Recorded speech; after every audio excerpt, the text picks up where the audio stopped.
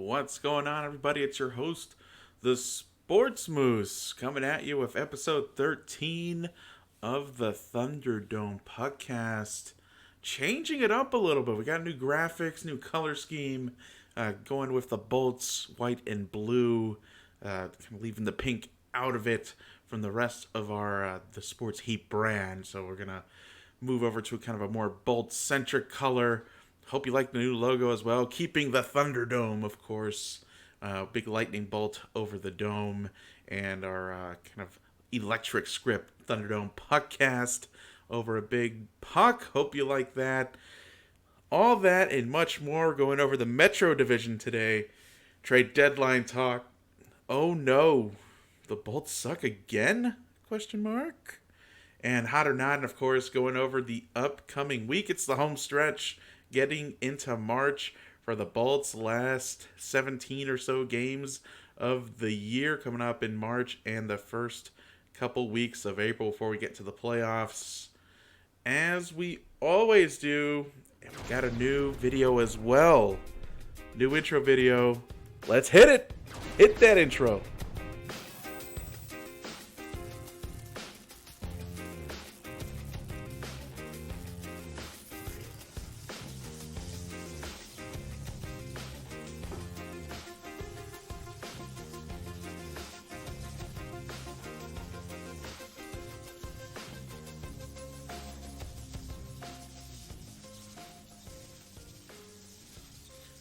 Hope you're having a great fun day Sunday. It's your host, the Sports Moose, once again with the Thunderdome Puckcast, hitting you up for episode 13. We're getting close to the end of the season now.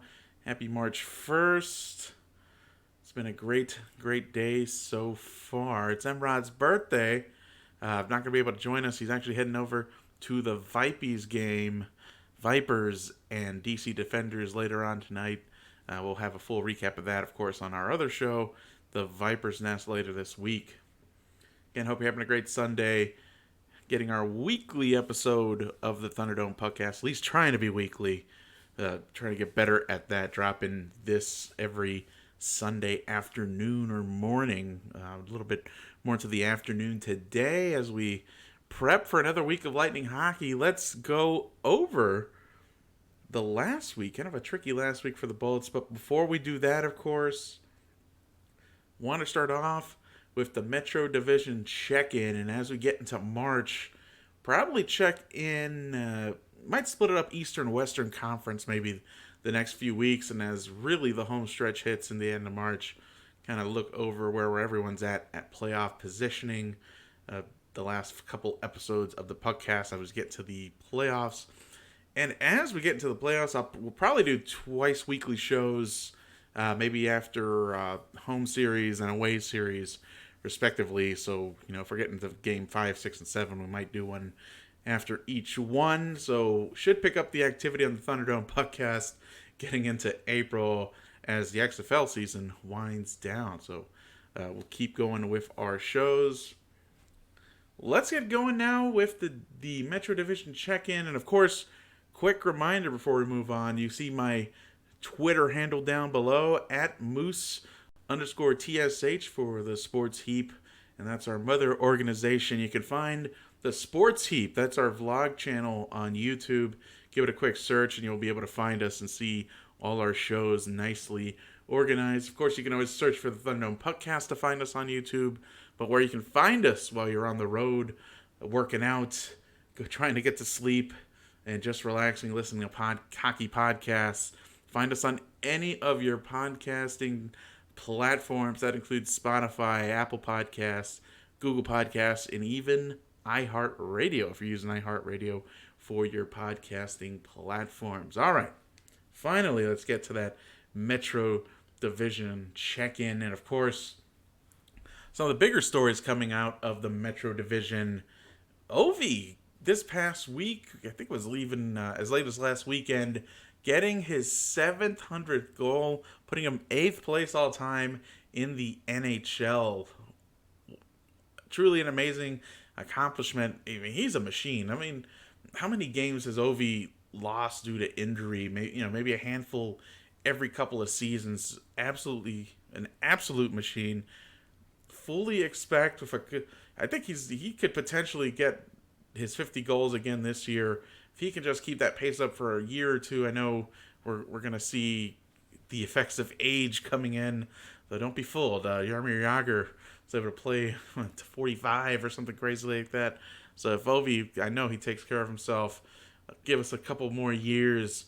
I think we could see Ovi break Gretzky's record, and that would be something, especially in the era of hockey that both individuals played in, for anyone to score 700, let alone 894, 893 goals.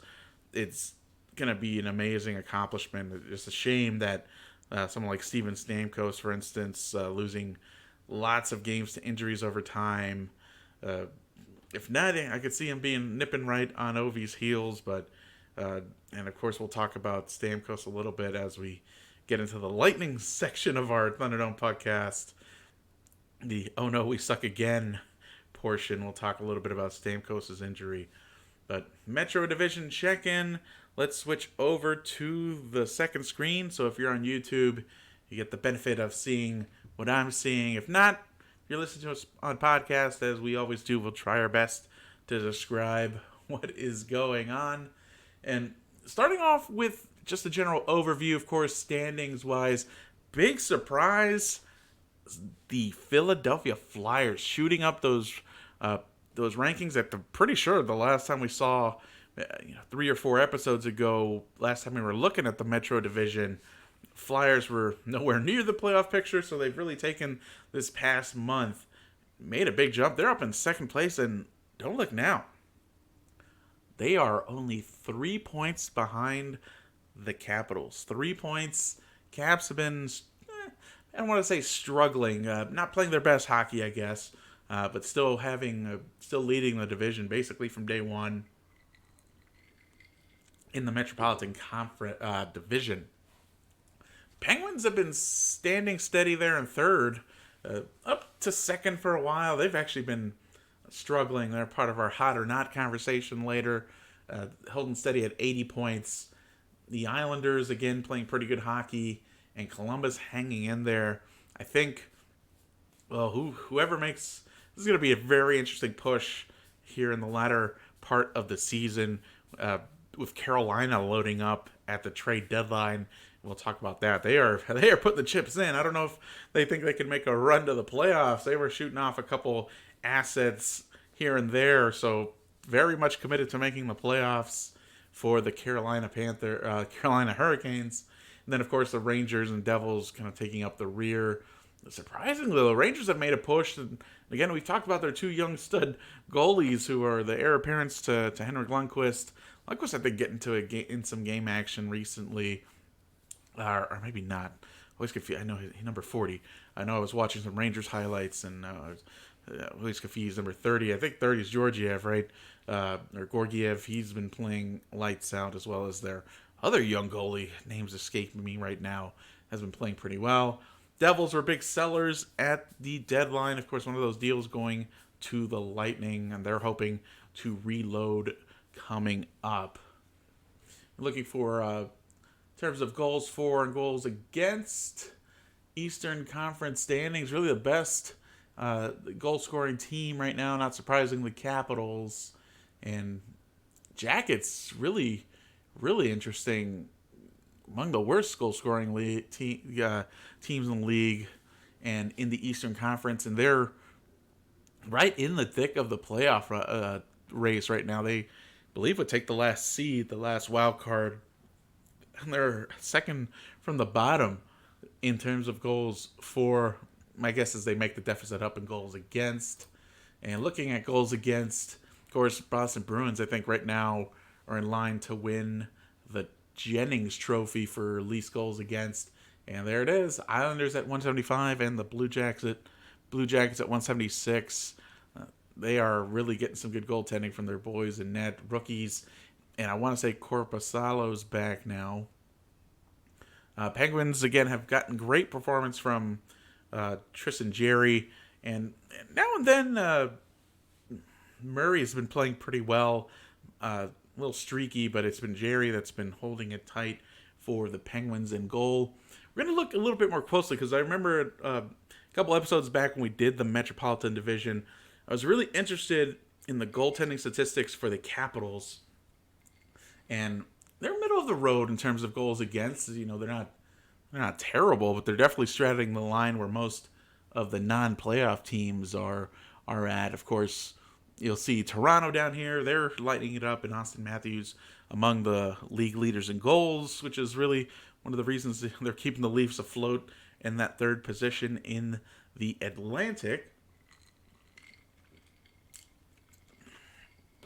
We also like looking at strength of schedule to see where folks are at in terms of where its schedule ended up being at this point in the season. And Capitals actually playing a stronger schedule than most would say. Nominating goals above versus below average. So Capitals leading in that department, where the Rangers are down at minus 0.05. Regulation wins is always something we like to see. Boston with 36 of them. Still don't like the fact that they have 12 of the overtime or shootout loss points. That could really have made a difference in making the gap closer with the Lightning and the Atlantic. Rangers actually 30 regulation wins. I think they've been mostly just lost games outright. So again, really tight competition over in the Metropolitan. Let's take a look at team statistics. And we looked already at goals for, goals against. We like looking at power play statistics. Got to go down a little bit. You'll find the Rangers at 7, which is a pleasant surprise for them. And the Hurricanes right there at 11. Really, Flyers, I know, have been trending up on the power play, which has been the key to their some of their success. And Penguins Capitals kind of middle of the road, 15 and 16. Penalty kill, I think, is my guess where some of the difference has been made for the Capitals. And there it is, third in the league in power play. See the Lightning dropping down to 11th, and you'll see that in our scroll at the top and bottoms of the power play. The penalty kill for the Bolts has really let them down. They were ranked as high as 4th a few episodes ago. We're down to 11th, really letting in a couple power play goals there. Looking towards the bottom of the league, see if we see any of our Metropolitan teams, and it's really the Rangers worst in the Metropolitan, I believe, in 18th. I mean, that's really nothing to sneeze at. Worst playoff team right now, Nashville Predators are bubble, right? So potentially be the Predators at 29, depending on the bubble. But right now, you're potentially looking at the Leafs, 24th in penalty kill. Could be a problem getting into the playoffs. And where's the power play percentage? I think the Leafs are the top, so they kind of balance that out. I always feel like if you're over 95 to 100% combined power play percentage and penalty kill percentage, I think you're going to be okay. Leafs are kind of right straddling that at a little bit over 100. Where are the Bolts at now? As I know they've been kind of going down there to 104. So we've seen them trending down a little bit, and that's because the PK has dropped in like 3 percentage points, I want to say. 2.5 to 3 percentage points since the last time we talked last week. I had to make that change on the stats below. I think at 81.7% from like an 83% range a little bit earlier, close to 84 for the Lightning. Always like looking at number of shutouts as well. Blue Jackets again. Corpusala hasn't played too much. It's been our Merzlikins and the other young goalie that they brought up as well. Then looking at our Corsi and Fenwick, which I like seeing, kind of shows you possession and quality of play. Hurricanes have been, we talked about this last week when we were looking at the Atlantic. Hurricanes are ranked number 1 in terms of carrying play. And the Golden Knights have won, I think, 7 or 8 in a row, right up there. And they've been trending up. Kings have been playing better as of late as well. Should find a similar story for the Fenwick. And yep, here you go. The Knights, who have really won 8 in a row. Same thing with the Hurricanes, still up in there. And the Kings have been trending up. Still not great for the Kings. Let's take advantage. Look up here. 54 points, still worse than the West, but trending up. And I wonder if they could catch the Ducks or the Sharks. There's enough time to do so. About 18 games, 17 games left for the Kings. Scoring chances as well. The strong scoring chances in their favor. Again, you're looking at the Hurricanes. They're making that push. I can see, kind of looking at the stats, you can see why they were making the investment that they did the trade deadline that we'll talk about shortly. And then high danger percentage. Lightning still leading the league in that 60%. They've been pretty deadly, pretty good at getting into those high percentage shooting areas. So, actually, look at the team statistics. Why don't we look at skater statistics and we'll look at goaltending statistics as well. Really, one of the big stories out of the Metropolitan has been the performance of John Carlson. Again, definitely in line to win the Norris. Whether he's the best defensive defenseman is a big question to be put out there. I think a lot of the emphasis and, again, kind of the reasons why Carlson and Hedman have won it the past few seasons. Best defenseman, I guess, a lot of times now is looking like best offensive defenseman, but that's neither here nor there. Don't want to diminish what Carlson's accomplished this year. Looking in terms of points, definitely the number one point getter in terms of defensemen at 72 right now. I think the nearest guy is Roman Josi with 60, so a difference of 12 points. And Carlson's line, 15 and 57 for the year for your total 12 points, and he's at a plus 12. So heck of a year for John Carlson. Up at the top, of course, as we look at every week, it's usually Draisaitl McDavid up at the top. David Pasternak's been absolutely filthy and on fire for the Atlantic Division. There's some chatter, and really the top scorer for the Metropolitan Division has been the Breadman, Artemi Panarin. What's his total now? He's up to 88 points. Should be closing in on 110 by the end of the year. Really carrying a rough Rangers team that's had a bad go of it. Definitely stuck in transition. Hopefully he'll be part of that core and change, especially as Henrik transitions to retirement in the next couple years. Or potentially transitions to another team, as it looks like they got a couple studs in goals. So Rangers, I think you're not going to be down and out for too long. I think you have the tools to be successful there, especially within the next few years, and some of the assets that you have in the minors and upcoming for some trade deadline, for some draft capital that you may have. Another player in the Atlantic, of course, Carlson's really at least second in the Atlantic. That's actually pretty impressive as a defenseman. And then you got Malkin, and Sebastian Aho's been having a great year, 62 points. I think he might be fourth in goals, right? Or fifth. Number 5 in goals in the whole league is Sebastian Aho with 36, 26 assists for him. Ovi, 60 total points for the year, 43 and 17 for him. Minus 14 for Ovi. Caps have given up a lot of goals this year. Well, as we look at the goaltending statistics, we'll specifically look at Holtby and Samsonov. And other than that, really not too many surprises. Mika Zibanejad has had a decent year. +4. Almost misspoke there. I was going to say plus 14 for Mika. No, he's a +8. Totally respectable for the type of seasons the Rangers have been having.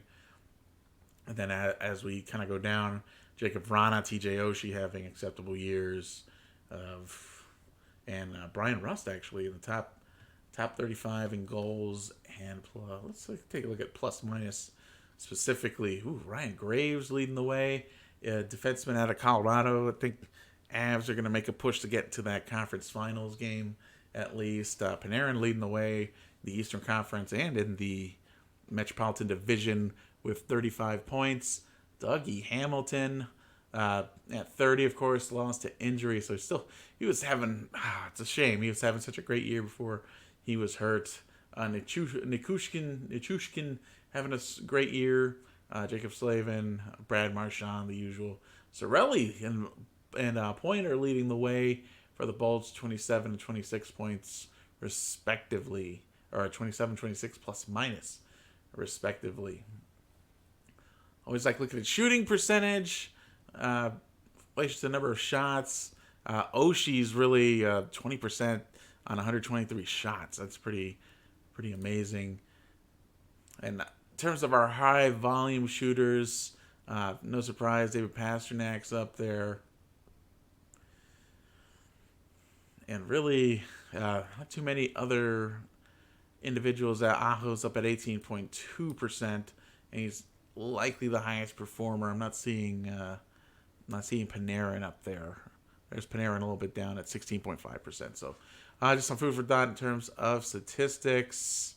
How about hits? We haven't seen hits in a while.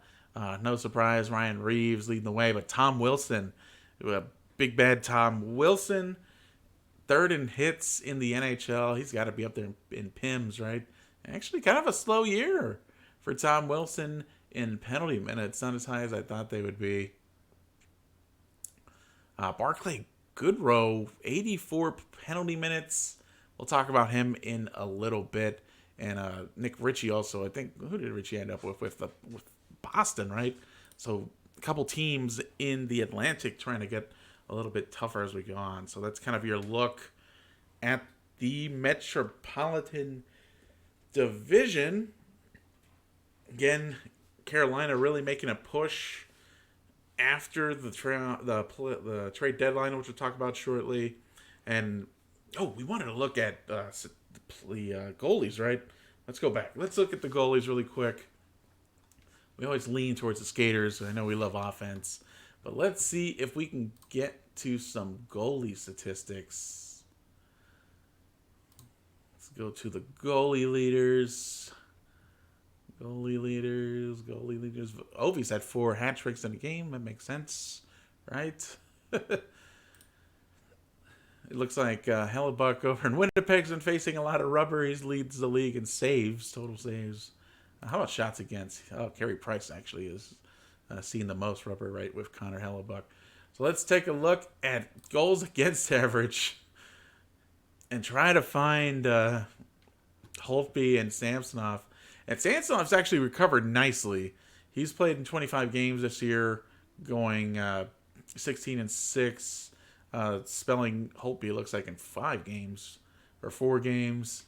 He's at a 240 and 917 save percentage. That's actually a lot better than we had been seeing the last time we looked into the stats for the goalies at Washington. I know we got to scroll down to find Holtby because he's been having a little bit of a difficult year, and there he is.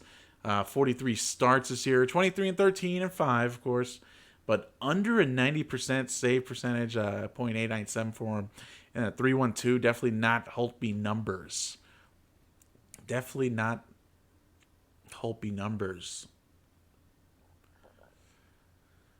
Looking at shutouts, we looked at Merzlikins having 5.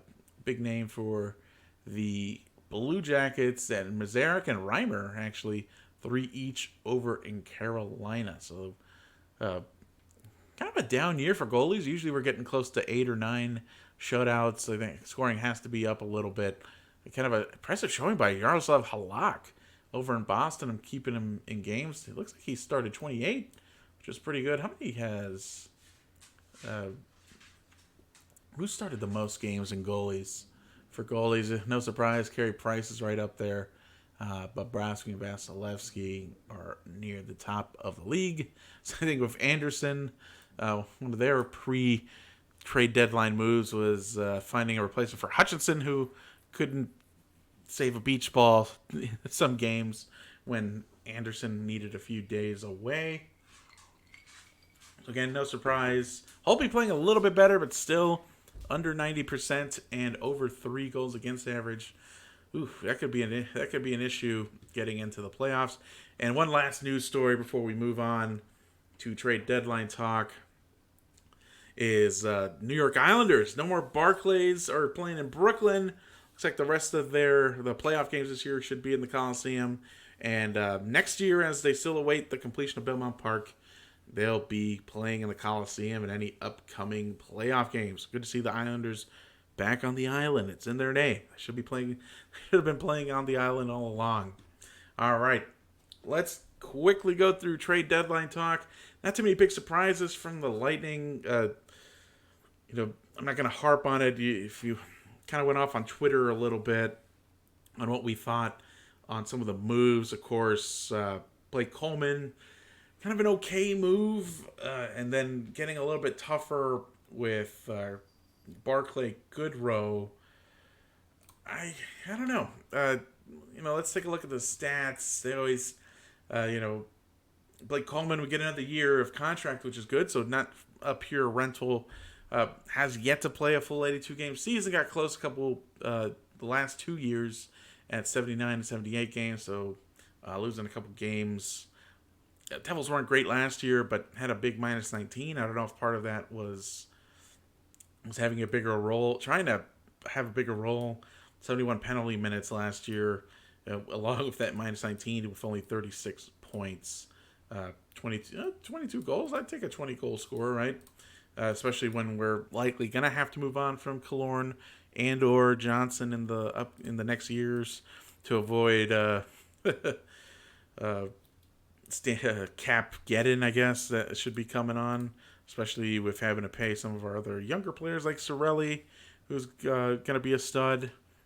This year, only -2 in 57 games, so I think playing better total hockey, penalty minutes are down and are trending to not be 71, so that's always good. Gets a little bit of power play time, it seems. 3 shorthanded goals so far this year, so again, I think this was more depth and more grinderish type of action. I like the 11.5% shooting percentage. I will absolutely take that whenever we need some action there. Not liking the face-off percentage. Maybe he's been playing a little bit more on the wing. I think the Lightning have been using him out on the wing. So under a 50% career-wise in the face-off circle. But again, if we're going to play him on wing, or if we're going 11-7 and he's in the lineup, I think that should be okay as well so far. 4 penalty minutes with the Bolts, however, in 4 games. And 1 assist. The other move, of course, was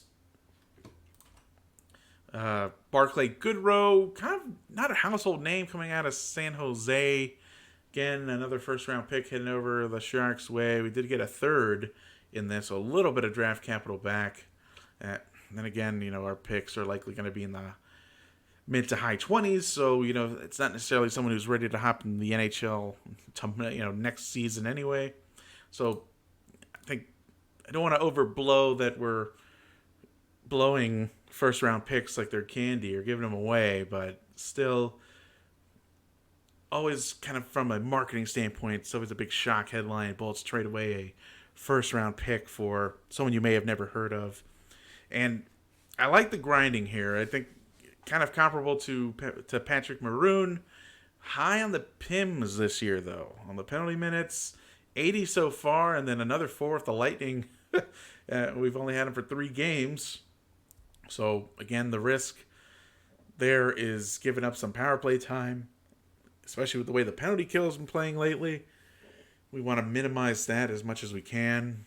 1 point with an assist similar to Coleman. Shooting percentage obviously hasn't scored a goal. Scored 8 so far in San Jose, however, having played 62 games prior to joining the Lightning. Played a full 82 last season. With 76 penalty minutes, you're looking at 76 to 80 penalty minutes a year. Was a +4 and 17 total points. So kind of a grinder. I think a little bit of grittiness for the Bolts is always good heading into the playoffs. So let's summarize kind of our favorite moves of the trade deadline. All right, I'm going to hop right into it. Really the big winners, I would say Carolina, huge winners. I think they made some great deals. Are they mortgaging their future a little bit? I'd say so. But anytime you can get Skye, forgive me if I'm pronouncing that wrong, Skye, I think, from the Rangers, and I think they ended up with Trocheck, right? Absolutely, some great moves for Carolina. I think Washington came out great as well as a winner. Getting Ilya Kovalchuk to join the establishing the Russian connection up there, and they ended up with Brendan Dillon, which I thought was a huge move, shoring up the back line for the Capitals. I think the Oilers did okay, a couple good moves for the Oilers, namely Athanasiou and Mike Green coming over from Detroit. I thought that was a pretty stellar move. I think a move that works both ways, especially as Steve Yzerman tries to rebuild the franchise in Detroit. I think Jersey and Detroit, like we mentioned, did well as sellers. A little bit of draft capital and prospects heading their way as they try to get their respective rebuilds going. I think summarizing some potential losers, I'm going to put Bolts up there. I think we, as fans, we kind of want to see a big splash. Kind of sad that Jumbo Joe... did we kick the tires? Did anyone really kick the tires? I don't know. Would have liked to see Joe Thornton in a Lightning jersey. I think Panthers kind of were selling a little bit, even though they're a few points out of playoff positions. I don't know if they're hoping that they can get it done with who they have. Maybe they know that they don't have a Stanley Cup team and it's not really worth putting in the investment. That would be my guess. And then thought Dallas standing pat for the most part was pretty interesting. If Ben Bishop can get hot, that's a team that can make a run. So, I guess if you're looking on the surface, did they have any glaring weaknesses? Maybe a little bit on the goal scoring. I don't know what goal scorers are really out there other than, taking a risk on Kovalchuk. Yeah, I can see why they did, but we'll have to see how that works out. Top 5 moves for me. I thought a big move were the Avs picking up former Bolt Vlad Namestnikov, and Vegas snagging Robin Lehner and Alec Martinez. I thought was huge too. Martinez I think he scored against the Lightning. As we'll go through some of the Lightning game, the last 5 games for the Lightning in our next segment, and I think Robin Lehner will shore up the net there. Have a goalie for goalie exchange. With Subban heading over to the Blackhawks. Dillon to Washington as well as Ilya Kovalchuk to Washington. That was a great pickup. Trocheck and Skye to Carolina. Again, really summarizing the big moves in the trade deadline. So, kind of a very active trade deadline, right? I think it was really busy. There's a couple smaller names that moved, and some bigger names like Wayne Simmons for our fifth round draft pick. I think that's a steal by the Buffalo Sabres. So he'll be in Buffalo for the foreseeable future. And a couple other names moving out there for some small pieces. So really nothing too groundbreaking for the trade deadline. No big pieces being made available. I think you could argue that Trocheck maybe and Dillon were the biggest names to move. So moving on to our Bolts week in review. Oh no, we suck again. We just got through a solid 11-game winning streak, of course, setting a new franchise record, and I'll let the water boy tell us. Oh no! We suck again! Oh, we suck again. No good. Bolts on a 4-game losing streak. Oh no! We suck again! Thankfully, getting out of it by the end of this recap, beating Calgary and almost blowing a third period lead, but we'll get to that in a moment. Game against Vegas, it's kind of a back and forth and even game, honestly. I think the Bolts played pretty well, but again, just early mistakes in the third period and sloppy play, undisciplined penalty. It was even. I think Vegas had a slight lead heading going into the third, but really, the floodgates burst open. Reeves getting on the board 10 seconds in, and then they give up a penalty, and then Patches scores a power play goal immediately. It's 5-2.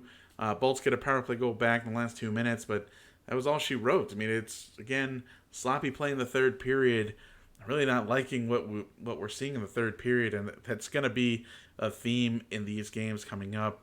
3 stars of the game, all Vegas Golden Knights. Martinez, I think this was his first game post-trade, goal and assist.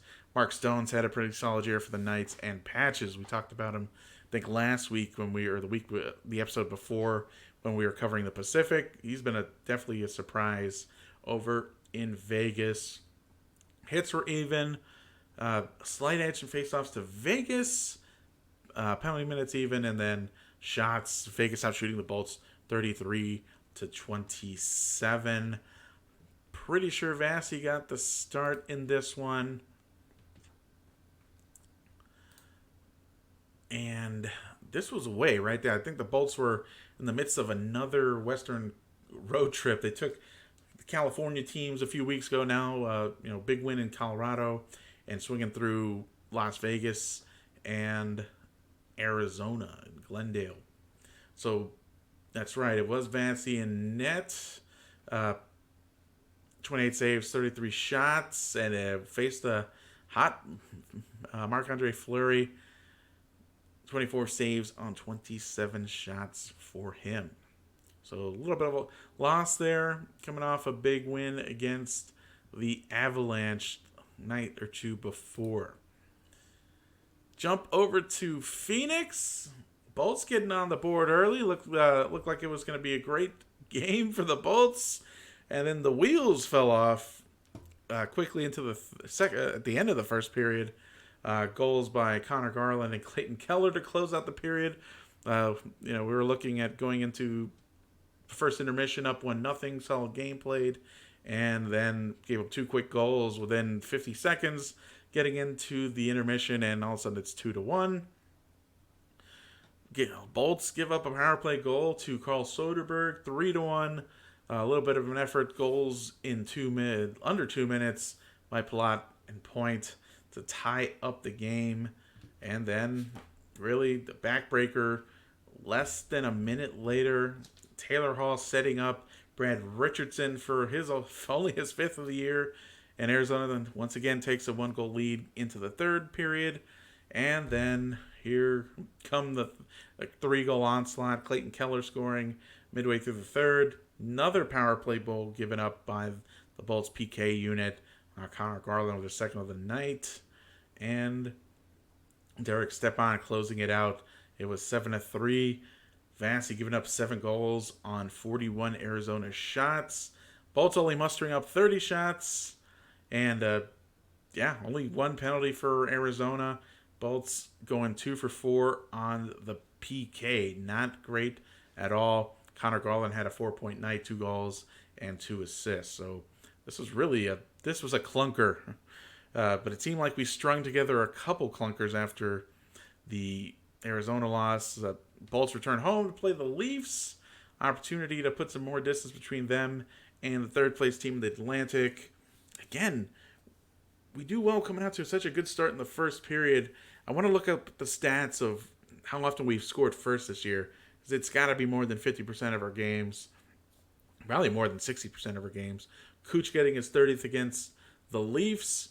And then Muzzin scores, and within 3 minutes, Tavares on the power play scores a goal. He had been on the Schneid and kind of on our not list a few episodes ago. 25th goal of the season for him on the power play from Barry and Matthews. And once again, Bolts go into the intermission down 2-1. Patrick Maroon. It's been a Patrick Maroon sighting. First goal in a lot of games coming from Paquette and Shattenkirk. Tavares on the board again, and William Nylander. Another power play goal given up by the Bolts. Once again, they went 2 for 4 on the PK again. Another 50% showing for the PK. And then Yanni Gourde making it a little bit closer with your box score goal with 13 minutes to go in the third. And that's all the Bolts could muster up. Only the 9th goal of the year for Yanni Gourde. Kind of a tough year for Yanni. Shattenkirk with 2 assists, though. Good enough for 3rd star of the night. Tavares again, kind of bouncing back, 2 goals, number one star of the night. I want to say this was a Vasi game as well. He's definitely not been playing well as of late. It was Vasi, 19 saves on 23 shots. Frederick Anderson, decent game, 26 on 29. So, Bolt's not getting the goaltending. Bolt's not getting the PK. So we got to stop taking penalties. If we take fewer penalties, that minimizes the chance, right? Not really much in terms of a clunker here. The effort seemed a little bit different than the Arizona game. Really, for Arizona's a good team this year, so you don't want to overlook them and talk down about them. For the most part, Lightning owned this game. They owned in hits. This is a game they should have had. They owned the face-off circle. This is one they should have had. Just got away from them. Didn't get timely goaltending. Oh, this Blackhawks game. This was third period. Another third period meltdown for the Bolts. Watched a little bit of this one. Take a 2-0 lead. You think that's pretty good to go. This was Curtis getting the start in this one. Curtis McElhenney. And then it was the Dominic Kubalik show. We talked a little bit about Kubalik earlier this year. Great year for him. Finishes up the hat trick, and even Slater Cuckoo getting a goal against his former club. Brandon Saad of the other Blackhawks goal. Lightning give up five goals in the third period. They got in this game because they put immense pressure on the Hawks. Corey Crawford had a stellar game, really giving up 36 saves on 38 shots. Really not much the Bolts could do. A little bit of an advantage for the Hawks in the face-off circle. 32 penalty minutes. Who got kicked out of this one? I missed that. Hold up, let's see. Had to be some 10-minute misconduct. Yeah, things blew up at the end of the game. That's right. It was Bogosian and Paquette getting misconducts. Yeah, that was kind of a crappy game and kind of a weird time to try and spark your team, I guess. I don't know. A little bit of a scrum at the end, but again, way too many penalties for the Bolts. Got to minimize the power play opportunities for the opposing team.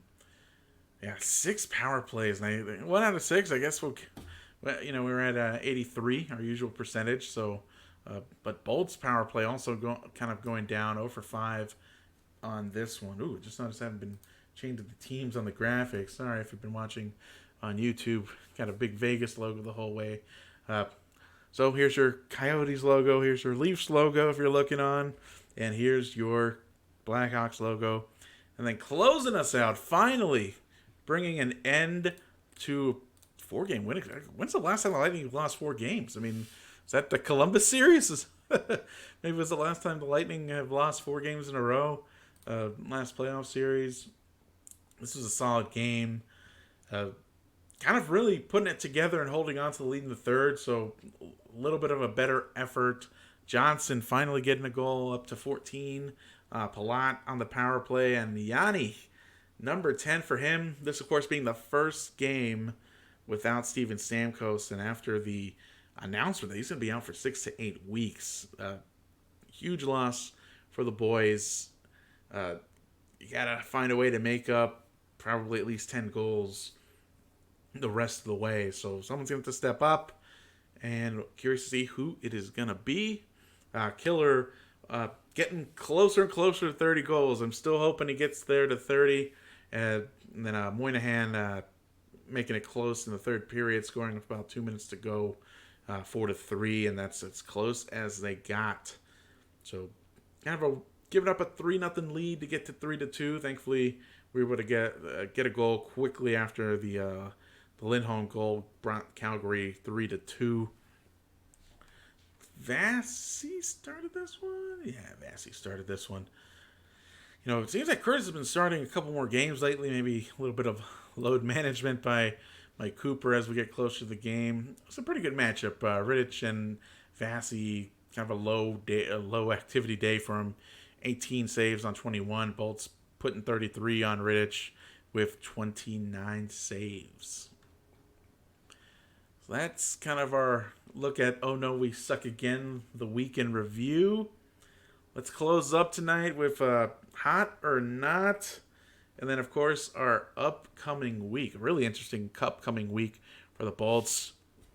On the hot list, our top three scorers, Pasternak, Ovi, and Austin Matthews, really lighting it up right now. I kind of talked to it during our stats portion of the podcast. All three of these guys are going to get to 50. I'm kind of hoping it could be Pasternak that gets close to 60. Haven't had a 60 goal scorer in a couple seasons, so I'm loving to see the race. Who's going to win the Rocket Richard? Is it going to be Pasternak? Is Ovechkin going to try and pass? I think Gardner's up next for him to pass, or is Austin Matthews going to bring the title to Toronto as top scorer? We'll keep that in mind and we'll monitor that as we move forward. But these guys are smoking hot right now. Ovi, Pasternak, and Austin Matthews. Who is not hot right now? That's right, your Tampa Bay Lightning. We're having a hard time. We'll see how they react in this next game on the schedule, and we'll let you know about that shortly. But really, Bolts have not been having a great time, and they've just played plain sloppy. I think they've gotten the short end of the stick a little bit. Lots of pressure against the Hawks, but you can't give a 5 in basically 13 minutes and expect to win a game. So again, they've lost their last 4. Thankfully, breaking that against the Flames. Vasi over his last 3, one win, 2 loss, 469 goals against average. I mean that Arizona game will get that average up, and then an 835 save percentage. And then Curtis a little bit better at 3.45 goals against average, 868 save percentage. And I think really, other than that Johnson goal we talked about, Johnson and Cirelli, 1 goal combined in the last 6, and it might be even 1 point combined in the last 6. Maybe 2 points. I think Cirelli had an assist. So 2 points in the last 6 games combined for those guys. Hot right now, Vegas Golden Knights, an honorable mention at the Philadelphia Flyers, of course. Vegas winners of their last 8, I guess. Firing your coach mid-season and hiring your rival coach is the move to make to win the division. I wonder if they're favored to win the division. I think Vegas is getting the goaltending, certainly from Aegis Wonder, Marc-Andre Fleury, getting the goal scoring going. They're going to be a threat in the playoffs. This could be another year where you're seeing maybe Vegas and Colorado in the conference final. I'd love to see that. I just don't know if anyone else in the Pacific has got it going. I mean, unless Edmonton pans out, or if Vancouver has been playing well as well, can give them a run for the money, maybe. But I'm going to call Vegas, Colorado in the final of the Western Conference. Philly, of course, shooting up the rankings as well over the last month and a half, up to second now in the Metropolitan Division, like we discussed. They've been winners of their last 6. Losers of their last 6, their Keystone State brethren, the Pittsburgh Penguins, losing their last 6. Of course, Tristan Jarry and Murray not having a great time as of late. So Penguins trending down right now. We'll have to keep a watch on them. They're getting goal scoring, but not getting the goaltending. And then, what would a hockey podcast be without the ultimate hot?